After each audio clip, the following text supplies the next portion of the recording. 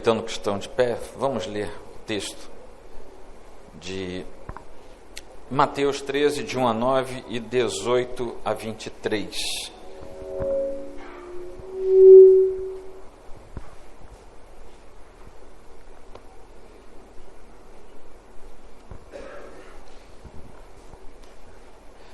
Mateus capítulo 13, versículos de 1 a 9 e 18 a 23.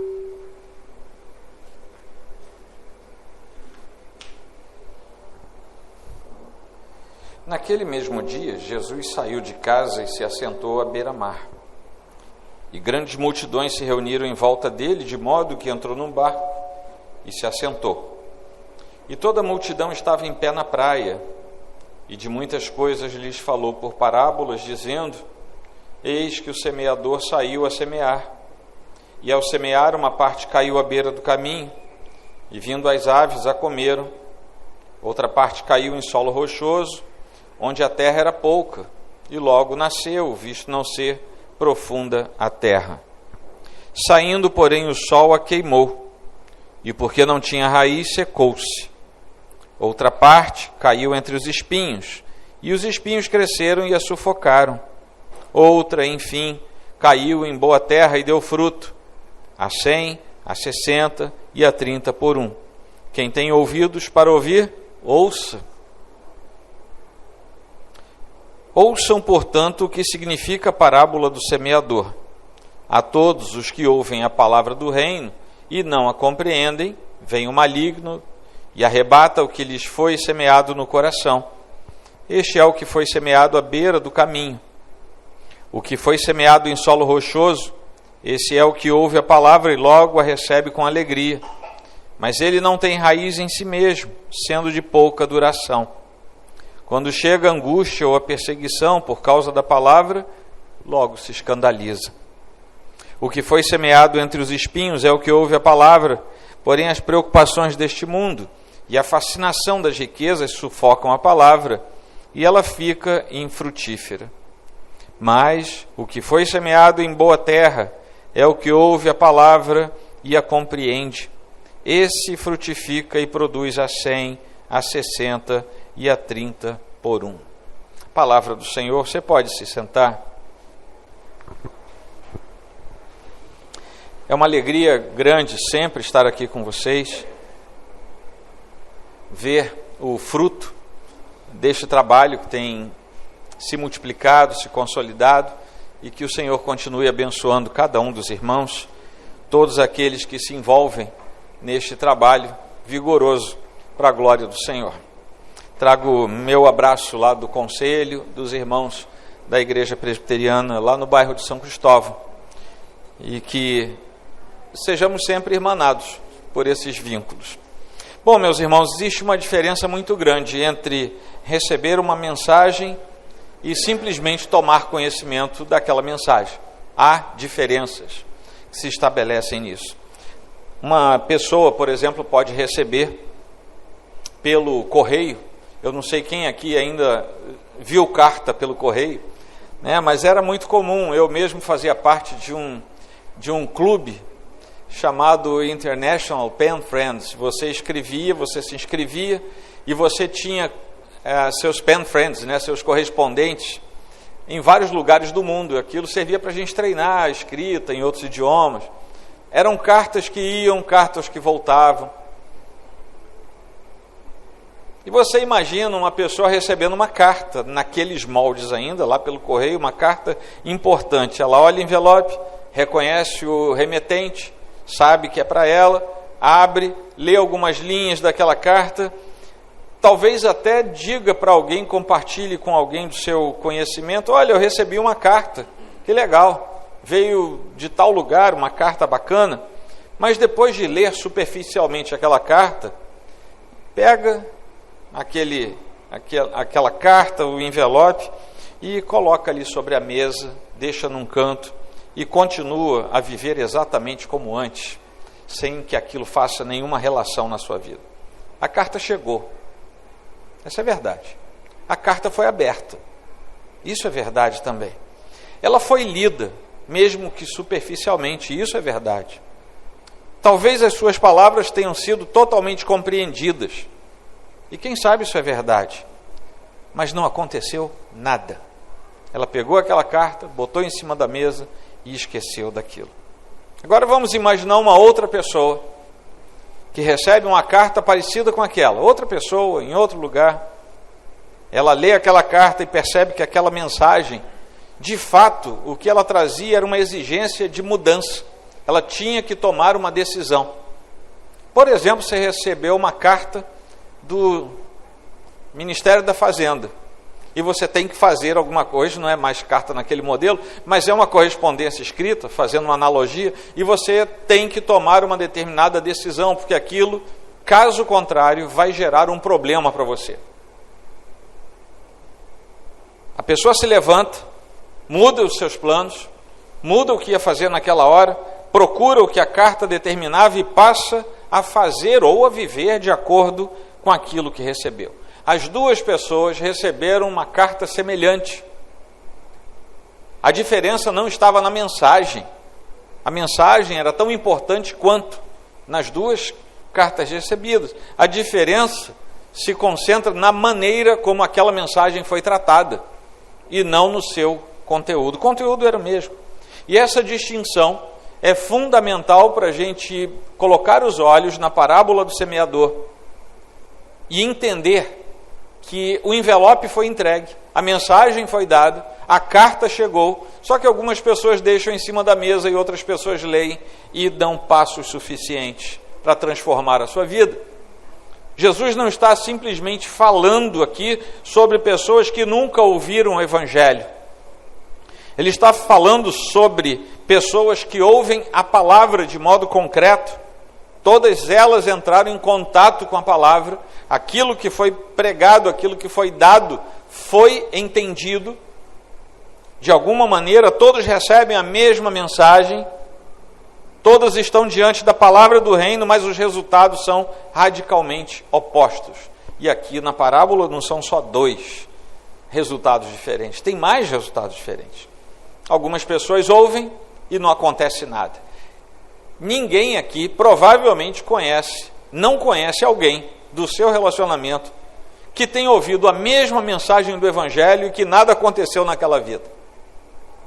Pessoas são nascidas e criadas juntas.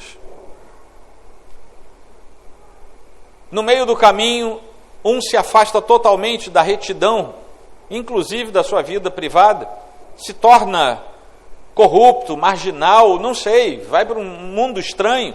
E outra pessoa, nascida e criada junto,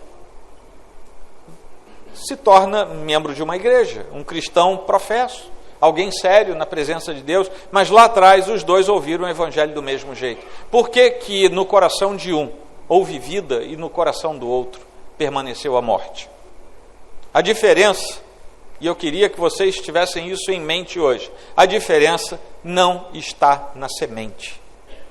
A diferença não está no semeador. Ele é o mesmo semeador. É o mesmo semeador, é a mesma semente, a palavra é a mesma, o Evangelho é o mesmo, o que muda é o terreno em que essa semente cai. E é isso que esse trecho, essa parábola está nos ensinando.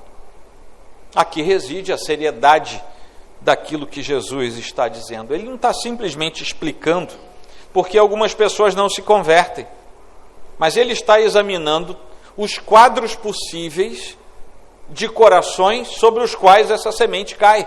O que acontece?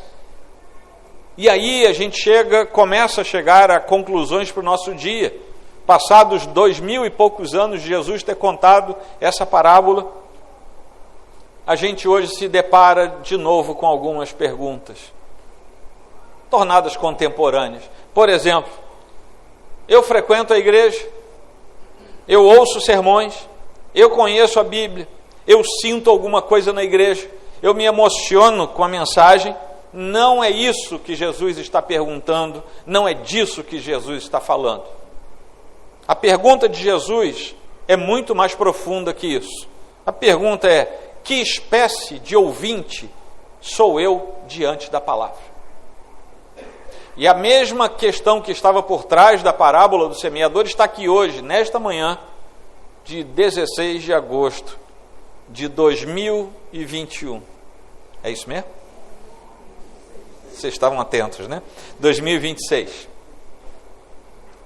É possível estar perto da palavra e continuar longe de Cristo.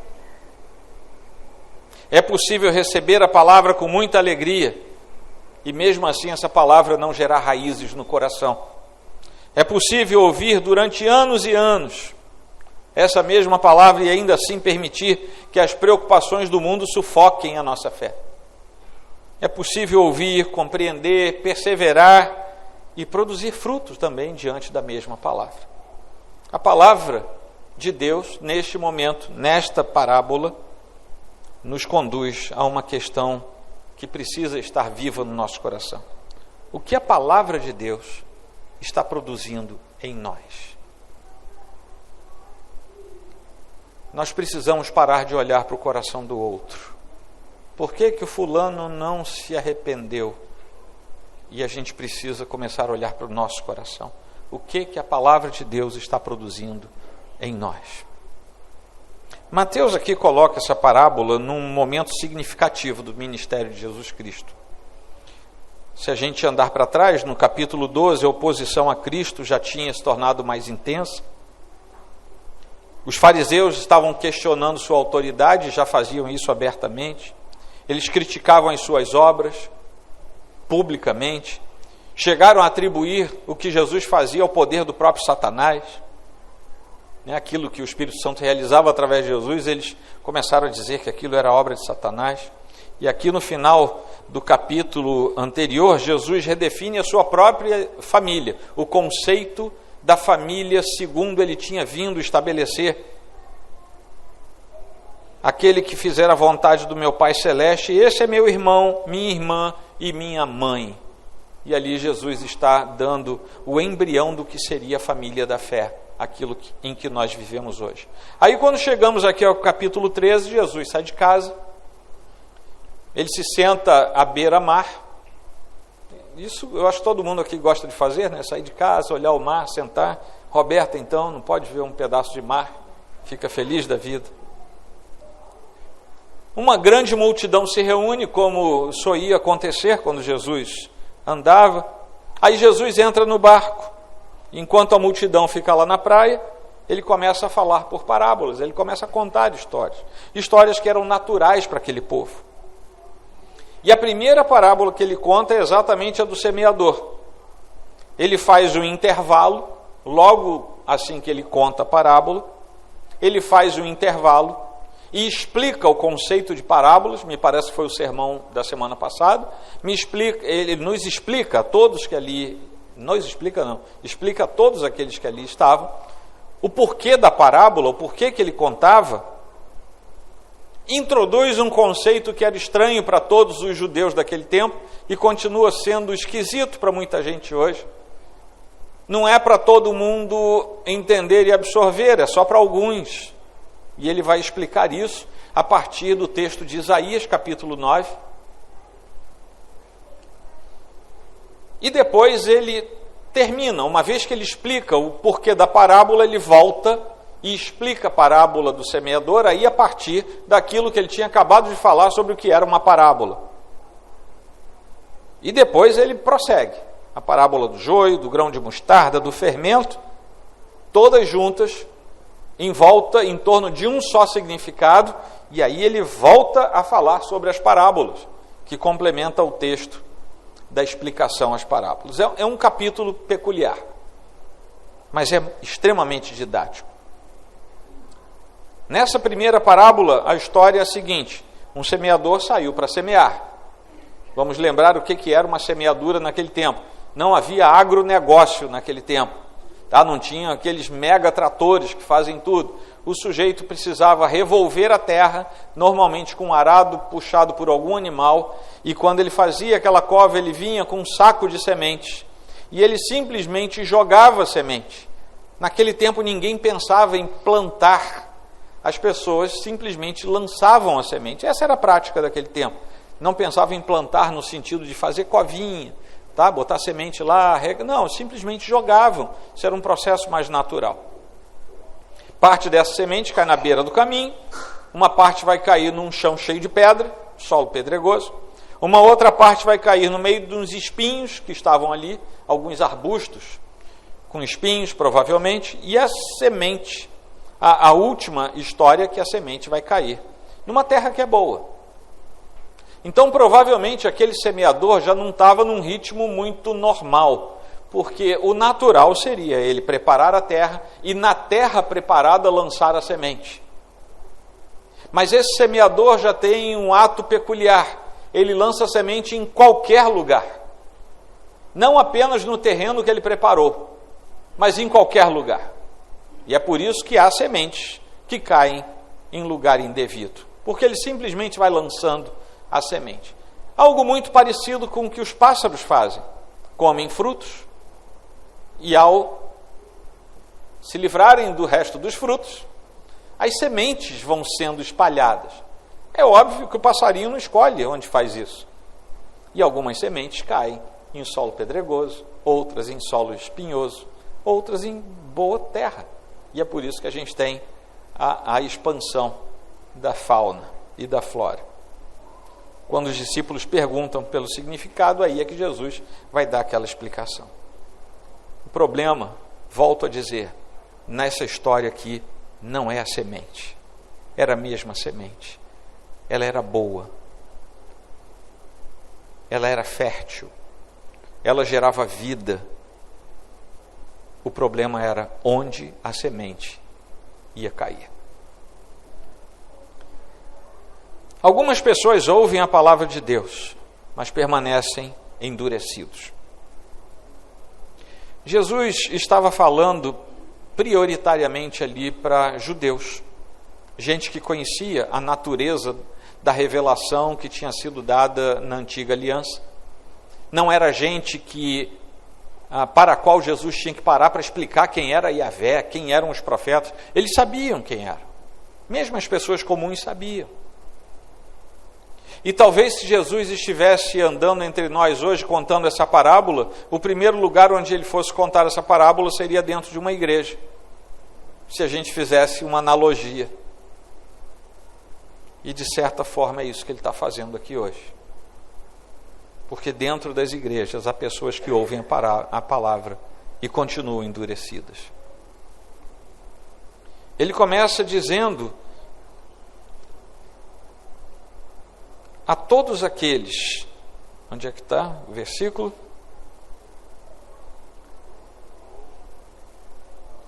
Caiu à beira do caminho, vindo as aves a comeram.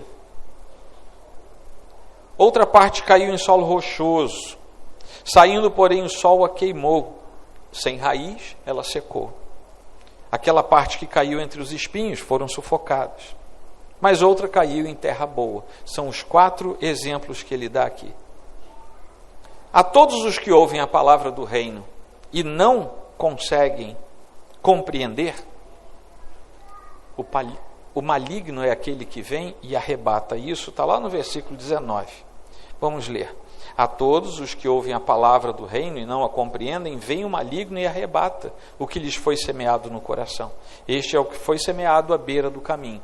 Vejam bem, ouviu, a palavra foi compreendida, mas alguma coisa aconteceu para que não desse fruto. Esse é o solo à beira do caminho. A semente chega ao terreno, mas não penetra no solo a fim de dar fruto. O chão endurecido, conforme a passagem continua. À beira do caminho é aquele lugar pisoteado, em que a semente não tem como mergulhar na terra para germinar. A semente permanece exposta. Ela fica do lado de fora.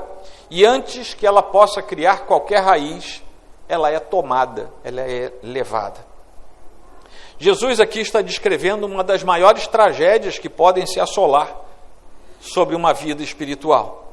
Ouvir a verdade sem permitir que ela entre no coração. Vejam bem, meus irmãos, aqui nós temos uma aplicação evangelística muito clara.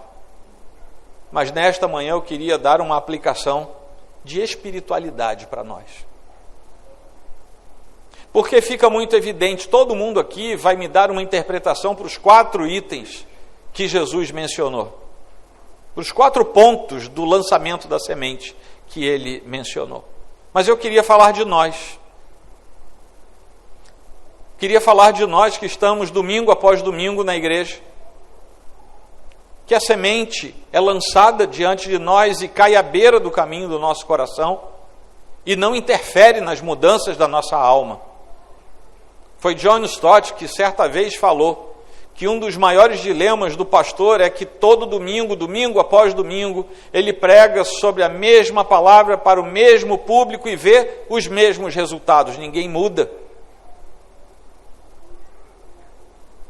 Isso nada mais é do que, dentro do aspecto da espiritualidade cristã, nos lembrarmos que semente é lançada domingo após domingo.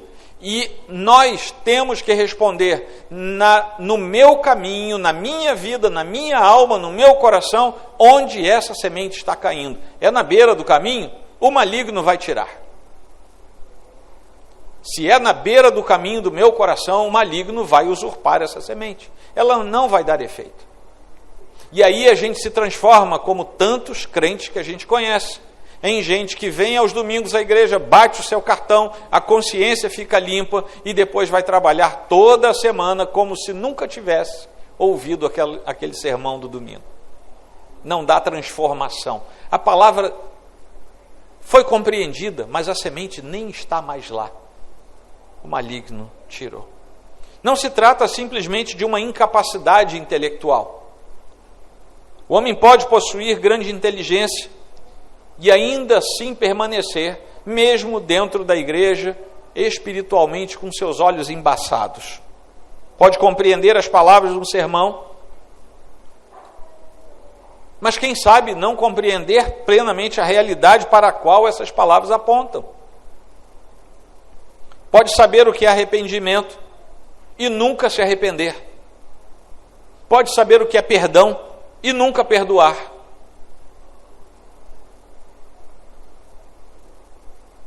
Pode saber o que é fidelidade e jamais ser fiel.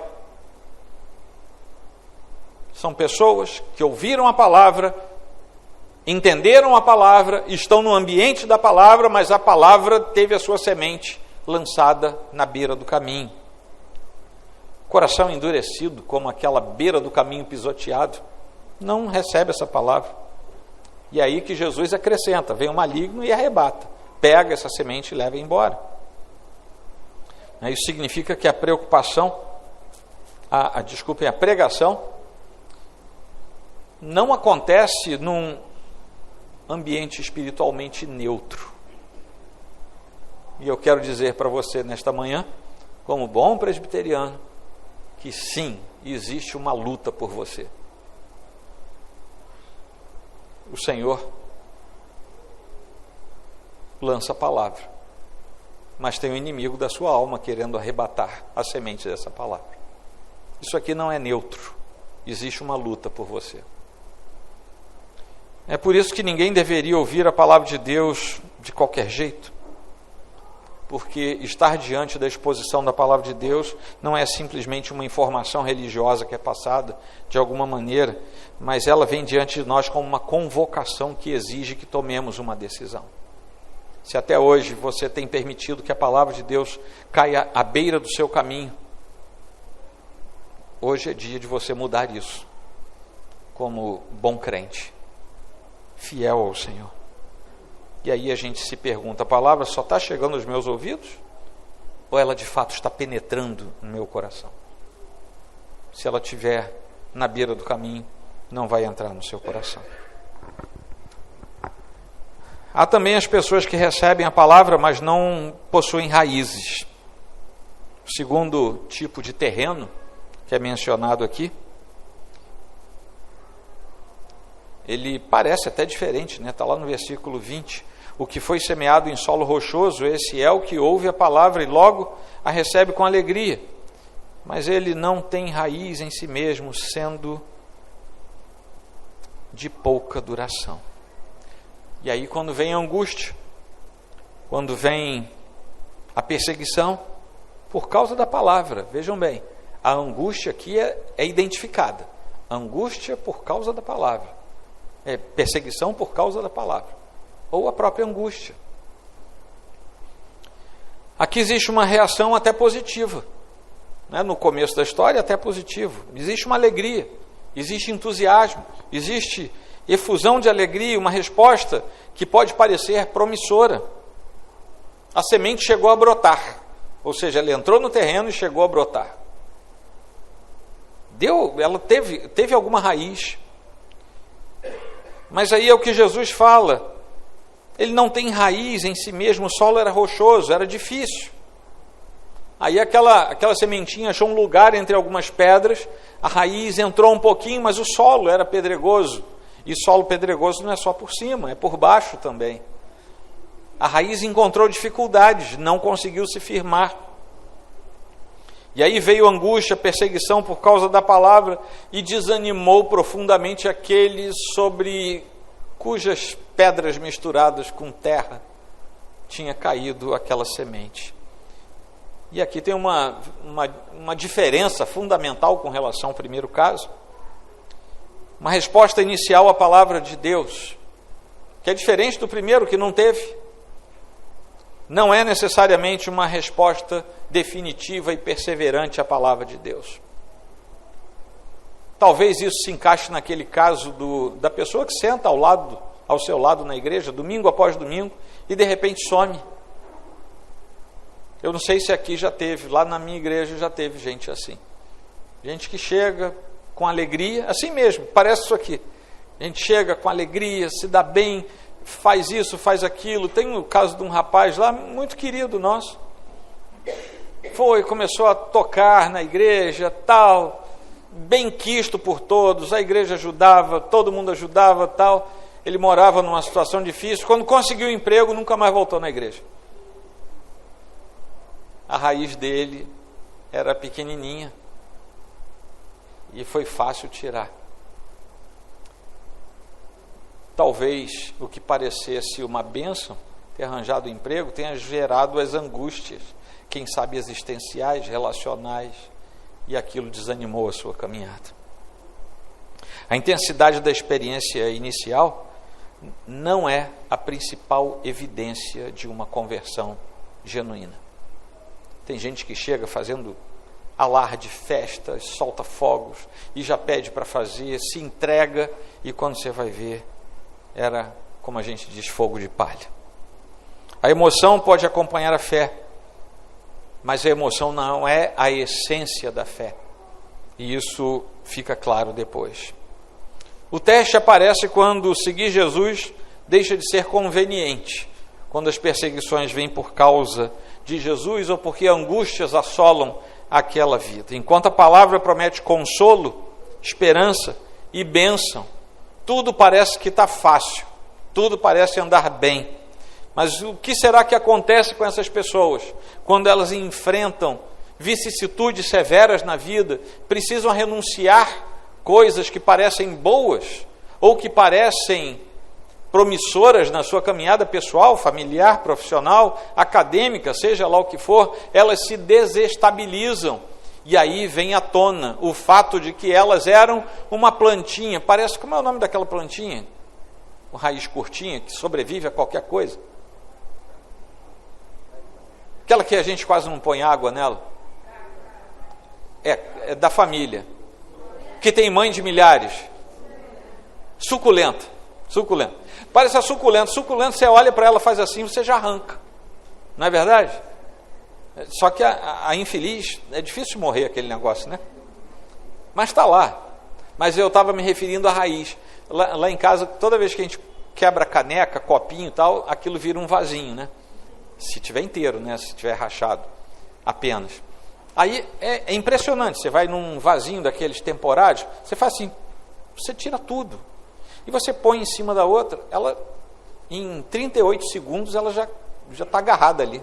É um troço impressionante. Não tem nada a ver com o que eu estava falando, mas valeu. Eu só queria me referir a uma raiz desse tamanhozinho. Fácil de tirar. E é nesse momento que a angústia assola, é nesse momento que as coisas ficam difíceis, que a gente vai saber qual é de fato a relação daquela pessoa com Cristo.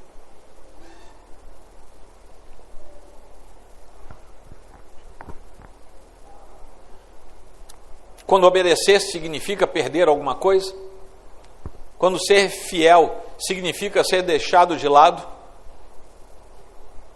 Quando a verdade de Cristo entra em conflito com aquilo que está ao seu redor e você tem que tomar uma decisão. É nesse momento que se descobre se essa semente tinha gerado uma planta com raiz de verdade. A tribulação não necessariamente vai destruir a fé verdadeira. Pelo contrário, a tribulação vai testar a fé verdadeira e, uma vez aprovada, ela vai gerar outros benefícios. A tribulação não vem para nos tirar a fé, ela vem para robustecer a nossa fé. Ninguém aqui, por favor, se torne, masoquista, querendo sofrer só porque... Não, mas quando o sofrimento vier, mantenha-se firme, porque depois dele, você vai oferir benefícios na caminhada cristã. Muitas vezes, na verdade, a tribulação, ao contrário, vai revelar a ausência de uma fé verdadeira. E a tribulação talvez seja o grande teste da vida do crente. Que não soframos muitas, mas ao sofrê-las, que sejamos fiéis diante do Senhor, mostrando que a nossa raiz é profunda. Aí vem o terceiro exemplo. E ali há quem ouça a palavra, mas permita que o mundo sufoque o que foi semeado. E esse é o terceiro solo, que talvez seja o mais perigoso, o mais sutil, o mais demoníaco de todos eles. Porque não parece um terreno totalmente hostil. Versículo 22 diz assim: o que foi semeado entre os espinhos é o que ouve a palavra, porém as preocupações deste mundo e a fascinação das riquezas sufocam a palavra e ela fica infrutífera. Está lá, a semente chegou ao solo. Talvez o solo permita a profundidade. Vejam bem, um dos exemplos, quando a semente é lançada, a raiz não tem como crescer, fica fácil matar. Este exemplo, a raiz pode até crescer para baixo, mas a plantinha não consegue crescer para cima, porque os espinhos vão sufocá-lo. Esse talvez seja o exemplo mais angustiante, que é de alguém que chega a ter uma determinada confirmação interior na sua fé, mas não consegue crescer, não consegue despontar, a sua vida espiritual simplesmente parece não acontecer. E quando ela vai investigar, se fizer isso de modo honesto, ela vai encontrar concorrentes no crescimento, porque ele quer crescer, mas não consegue crescer. E não consegue crescer por causa da fascinação das riquezas, por causa das preocupações deste mundo. Ele não consegue crescer, tinha raiz, tinha tudo para dar certo, mas a sua mente não está em Cristo, está naquilo que a sufoca. E ele simplesmente não consegue crescer. O coração até possui espaço para a palavra, mas também possui espaço para tudo aquilo que o mundo oferece. A fascinação das coisas desse mundo. É o sujeito que na segunda-feira é um crente fervoroso. No domingo ele é um crente fervoroso.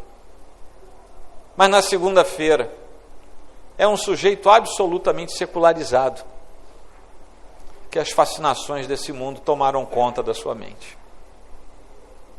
No domingo, se houver uma convocação, ele chega aqui 6 horas da manhã, faz de tudo. Vamos pregar de tarde? Vamos. E de noite? Vamos orar. Domingo, ele é santo. Mas depois as fascinações do mundo ocupam a sua mente. As questões o envolvem. As riquezas tomam conta dele, que nada mais são, e não vamos interpretar aqui apenas como ouro e prata, mas como as coisas que esse mundo oferece, que são muito boas. E algumas são lícitas. Só que não podem estar no lugar errado, não podem usurpar o lugar da semente. Os cuidados do mundo são especialmente perigosos, porque nem sempre são pecaminosos. Trabalhar não é pecado, meus irmãos. Pelo contrário, planejar a sua vida não é pecado. Pelo contrário, Cuidar da família não é pecado. Pelo contrário, buscar estabilidade profissional não é pecado. Muito pelo contrário. Fazer a sua pós-graduação, seu mestrado, seu doutorado, não é pecado. Muito pelo contrário, esteja bem preparado, sempre. O problema começa quando aquilo que deveria ser cuidado passa a governar o coração e tira a semente do seu lugar. Aí a semente está lá tentando crescer, a raiz está crescendo para baixo, mas a plantinha não consegue crescer para cima, porque os espinhos estão sufocando. Quando a preocupação com a vida ocupa tanto espaço, que a gente não consegue mais crescer, não consegue mais ouvir a Deus, não consegue mais ouvir a exortação, a admoestação, não consegue mais seguir as determinações que a palavra nos dá. Quando a segurança financeira toma o lugar da esperança divina, e a gente troca as coisas. Quando o conforto se torna mais desejável que a santidade. Quando o crente no domingo, ao invés de estar na Assembleia dos Santos, podendo estar, opta por não estar voluntariamente. Eu falei opta porque alguns trabalham por escala, enfim, e não conseguem estar. Mas outros optam. Não, eu estou muito cansado, essa semana foi terrível, não vou para a igreja, eu vou para a praia. Meus irmãos, errou. E errou feio. Esse tipo de coisa, sabe? Quando você pode e troca. Os cuidados do mundo já entraram no lugar errado. É então que aparece aquela expressão, né, Jesus falando aqui da fascinação da riqueza, e ela aqui não é apresentada apenas como posse, mas como sedução. É a fascinação. E é interessante que Jesus aqui coloca rico e pobre no mesmo lugar. Porque ser seduzido pelas belezas da riqueza, pela natureza da riqueza, não é privilégio de rico, não. Qualquer ser humano desequilibrado nesse ponto, ele pode ser seduzido pelas riquezas. Então o problema não é possuir bens, é permitir que os bens possuam o seu coração. É possível não rejeitar o Senhor Jesus como essa semente. Não rejeitou, mas é possível que Jesus seja sufocado na nossa vida, como os espinhos sufocaram. E aí vem aquela pergunta: será que existe espaço para Cristo na minha vida? Ou será que tem tanto espinho me cercando que eu não vou sair dessa estatura? Cristo ocupa o lugar que ele deveria ocupar, ou eu estou sendo sufocado, sufocando o próprio Cristo? E finalmente, há quem ouça, compreenda e produza fruto. O desejo de todo crente sincero é que todos os demais crentes fossem assim. E aí a gente chega ao versículo 23, mas o que foi semeado em boa terra é o que ouve a palavra e a compreende. Este frutifica e produz a 100, a 60 e a 30 por 1. E aqui eu já deixo um lembrete, que nesse versículo, e onde anteriormente nós tínhamos lido, que era no versículo 8, não está falando de dízimo e oferta. Tá bom? Porque tem um monte de gente em outros lugares que diz assim: chegamos na hora da contribuição, você vem aqui, deixe o que você tem e Deus vai multiplicar a 30, a 60 e até a 100 por 1. Você já ouviu isso em algum lugar? Isso é mentira.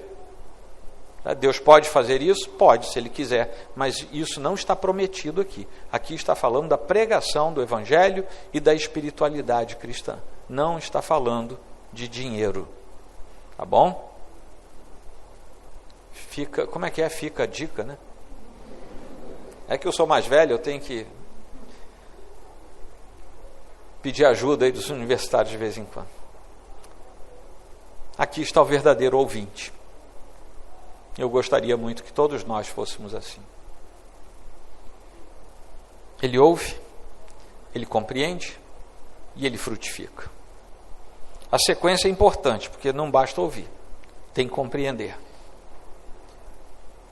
Mas também não basta compreender intelectualmente. tem que produzir fruto, mas esse fruto não se produz naturalmente, ele é espiritual. Então aqui essa sequência é importante, e Jesus usa essa sequência. O fruto não é aquilo que salva o homem. Vejam bem, o fruto não é o que salva o homem, mas é aquilo que demonstra que a palavra de fato criou raízes e gerou vida. O fruto é isso. A semente caiu,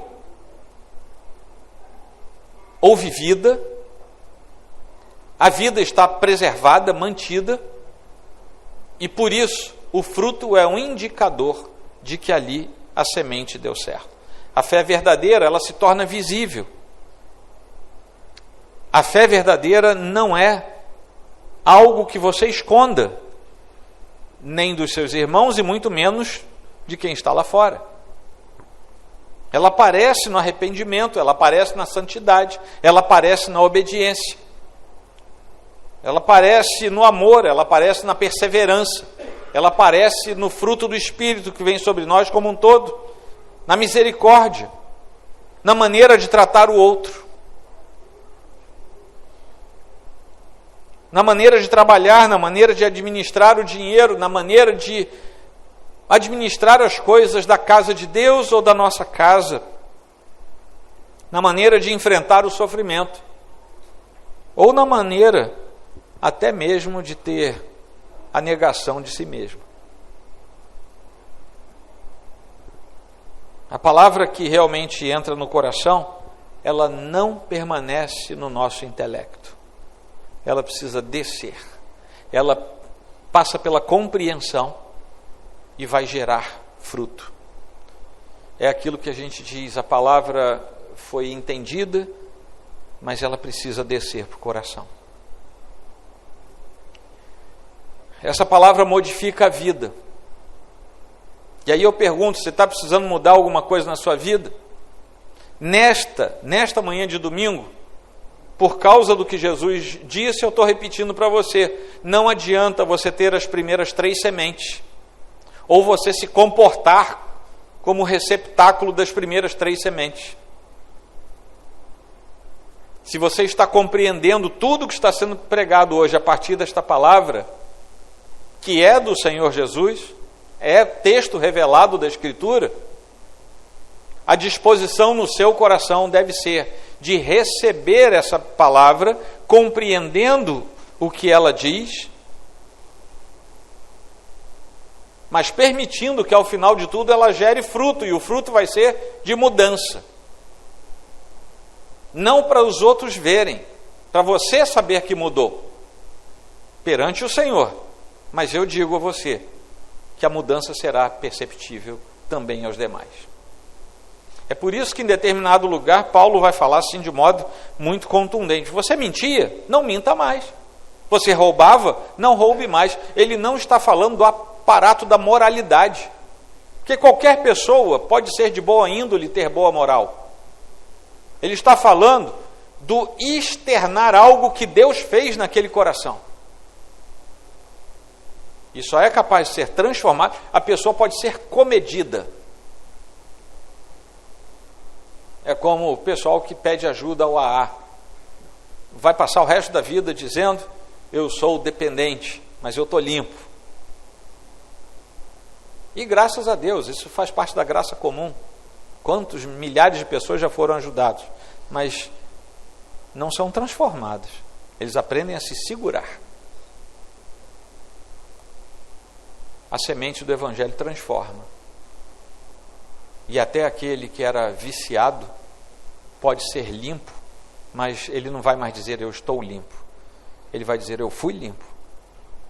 E assim serei, até Jesus me pegar de volta aqui e me levar para o céu.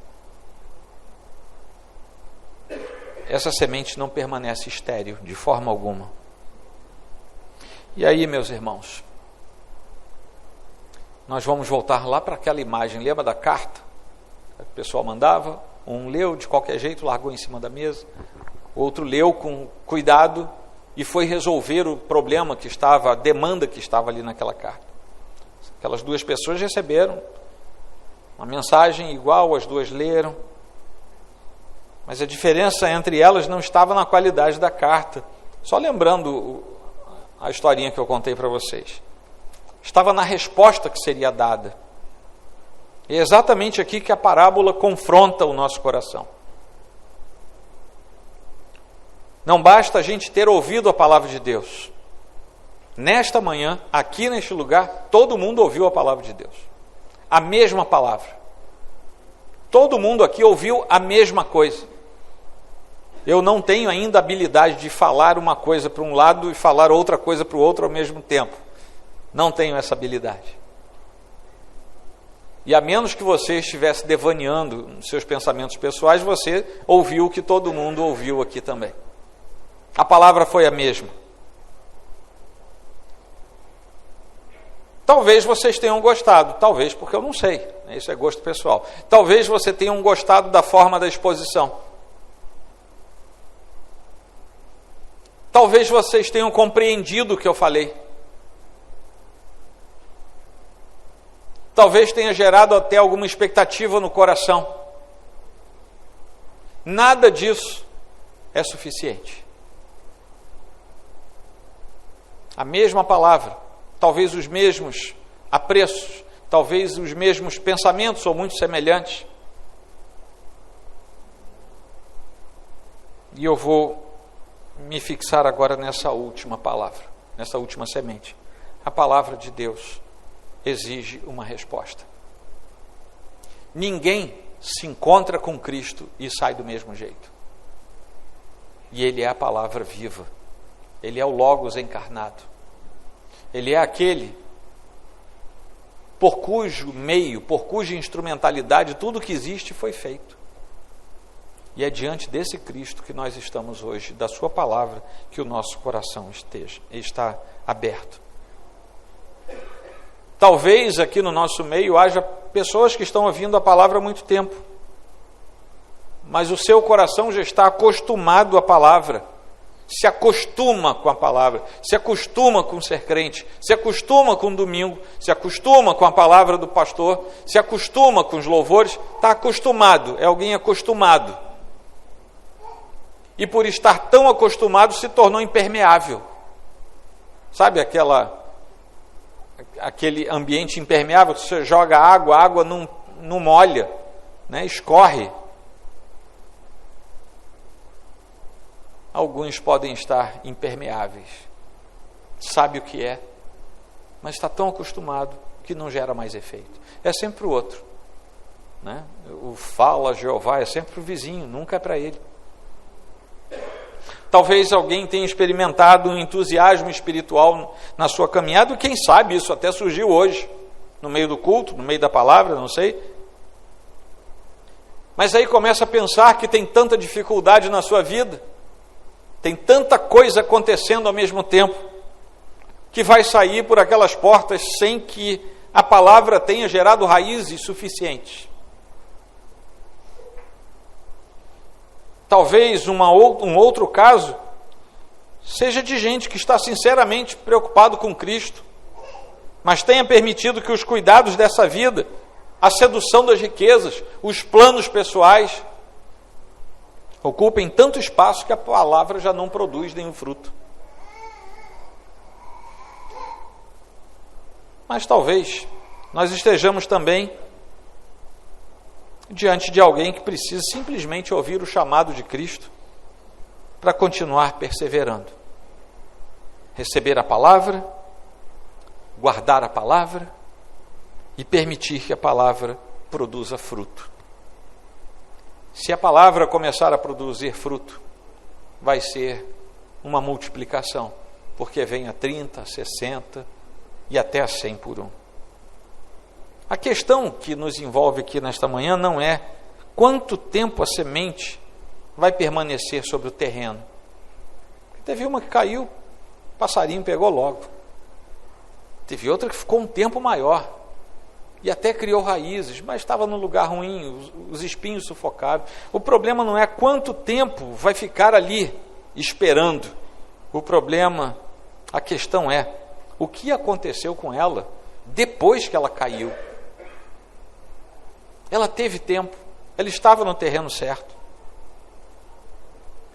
Meus irmãos, hoje, nesta manhã, porque ele diz que a semente é a palavra, Jesus explica isso. Jesus vai dizer, tintim por tintim, o que ele estava querendo dizer ali. E ele vai dizer, a semente é a palavra. E nesta manhã uma palavra foi semeada aqui. Essa palavra semeada aqui, ela não está apenas na Bíblia. Ela não está apenas no púlpito, mas ela agora está nos seus ouvidos. E essa palavra que foi jogada nos seus ouvidos, ela precisa ter um endereço, onde ela vai ficar, o que vai acontecer com ela. Ela precisa ir até o seu coração. E você não pode de jeito nenhum sair daqui, se é que você ia falar isso. Olha, o sermão de hoje foi até bom. O culto foi bom.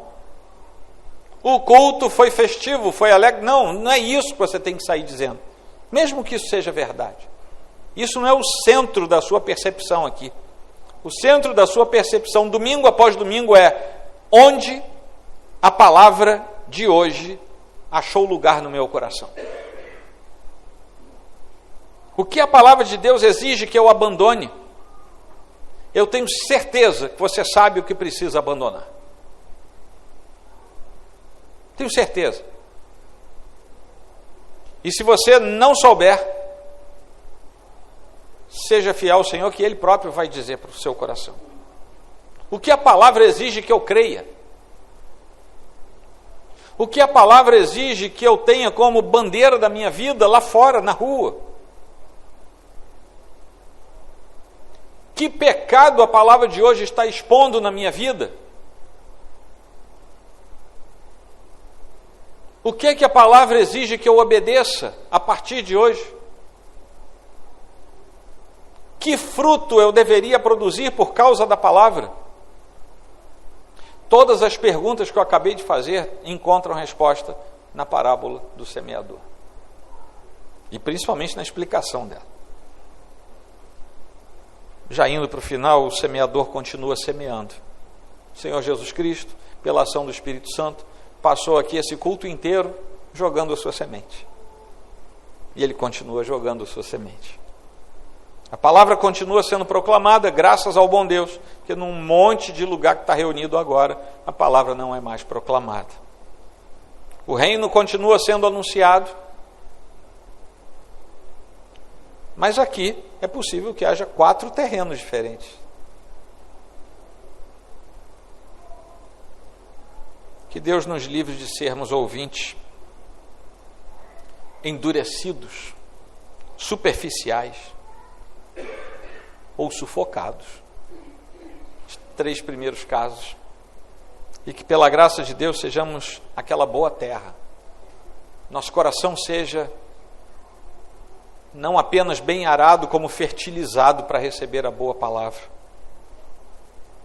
Sejamos ouvintes que compreendem, corações que perseveram, vidas que frutifiquem, porque no final de tudo, meus irmãos, a pergunta não vai ser se a gente ouviu a palavra de Deus. Todo mundo pode ouvir. Os 4 casos aqui ouviram a palavra de Deus. A pergunta será, o que a palavra fez com a gente, depois que a gente a ouviu? E quando Cristo vier para fazer a sua colheita, vejam bem onde é que e aqui é o finalzinho, vejam para onde essa parábola nos remete. Um dia, Cristo vai colher os frutos da semeadura da palavra. Quando Cristo vier para a colheita, que Ele não encontre apenas a semente que um dia ouvimos, mas que Ele encontre o fruto que a sua palavra, pela obra do Espírito Santo, promoveu em cada um de nós. Que isso sirva para você refletir, que isso sirva para você crescer na presença do Senhor. E eu vou me arvorar dizer uma coisa. É possível plantar boas sementes em solo pedregoso. É só revolver a terra. Talvez você precise. E aí o seu solo vira bom solo. Talvez seja possível plantar entre espinhos. Arranca os espinhos. O chão era bom, o solo era bom, os espinhos é que perturbavam. Vejam bem, até quando a gente diz não dá para mim, porque eu sou o solo que não dá certo, na mão do Senhor você pode ser um solo transformado para receber a boa semente. Amém? Vamos orar?